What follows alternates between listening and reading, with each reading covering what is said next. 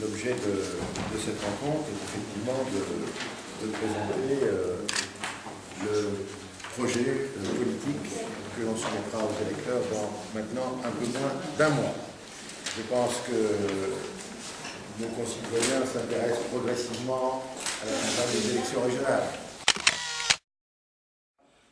C'est vraiment comment, à notre niveau, des actions peuvent être prises pour protéger, défendre l'emploi, non seulement dans une logique encore une fois défensive, mais aussi dans une logique de mutation économique.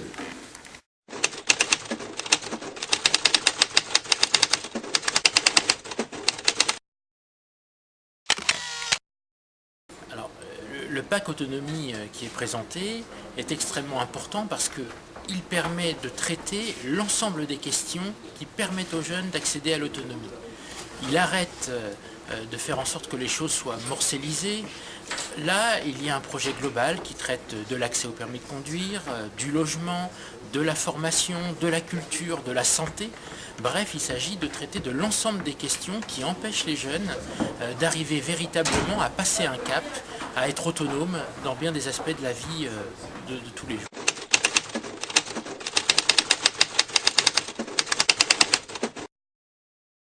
La deuxième, c'est de travailler sur la simplification des tarifications en favorisant les gens qui utilisent le train le plus souvent et puis en ayant une mesure phare pour les gens qui vont au travail, c'est-à-dire sous forme d'abonnement qui pourrait permettre aux salariés d'avoir un trajet à 1 € dans le cadre de discussions que nous aurons avec les entreprises dans le cadre des plans de mobilité, puisque les entreprises seraient évidemment mises à contribution pour cette mesure-là.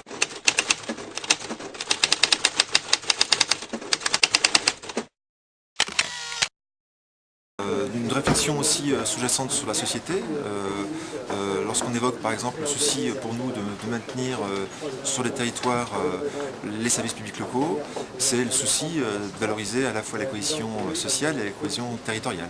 Donc autant d'exemples qui nous amènent à accompagner les élus qui pour l'instant restent impuissants face au démantèlement du territoire, retrait de la poste, de la justice, difficultés liées aux hôpitaux publics. Donc on est là, nous, au contraire, comme une sorte de bouclier par rapport à un démantèlement des services publics.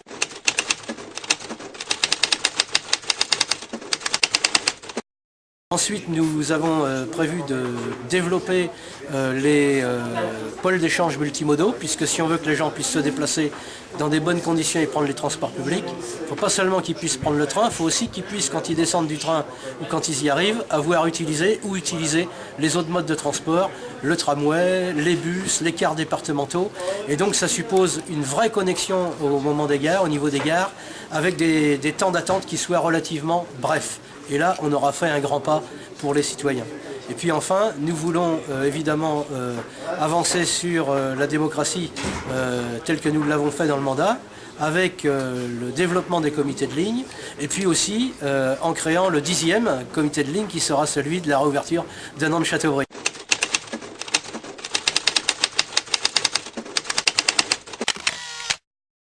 C'est un projet effectivement qui essaie de concilier ces trois piliers que constituent le développement durable, en cela appuyé par ce qu'on a voté il y a quelques semaines de ça, donc l'agenda 21 régional.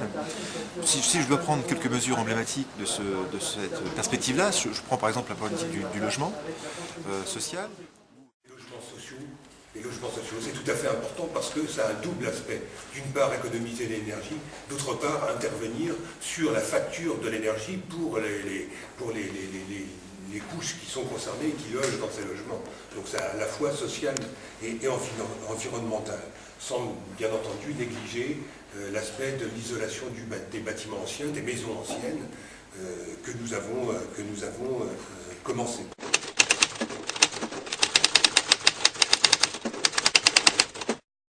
Le développement durable, c'est concilier l'aménagement du territoire et aussi les problématiques environnementales. De la même manière, lorsque Monique Rabin évoque cette possibilité de créer un parc naturel régional sur Grandlieu. On est là encore sur un projet de développement local qui associe à la fois une souci de préservation d'un site emblématique, le lac de Grandlieu, mais aussi une manière de valoriser aussi l'économie locale et aussi la culture et l'animation sociale. Donc on est là encore sur un projet de développement local, sur un projet de développement durable au travers d'un outil que constitue un parc naturel régional.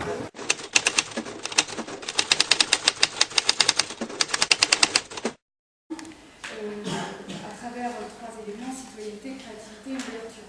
Tout le monde a noté, nous nous sommes rendus extrêmement crédibles par notre politique internationale et européenne qui était basée à la fois sur le rayonnement régional, sur le dialogue et le travail avec tous les acteurs et sur le souci de l'épanouissement de chacun.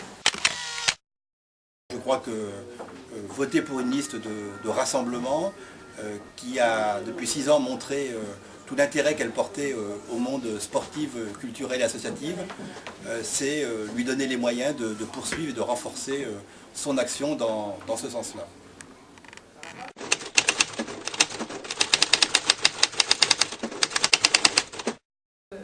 Il faut parler quand même de la culture. L'esprit grand ouvert, ce n'est pas un vain mot. Et nous voulons favoriser la découverte de nouvelles pratiques culturelles en proposant une réduction sur le premier abonnement pris dans un lieu culturel conventionné par la région.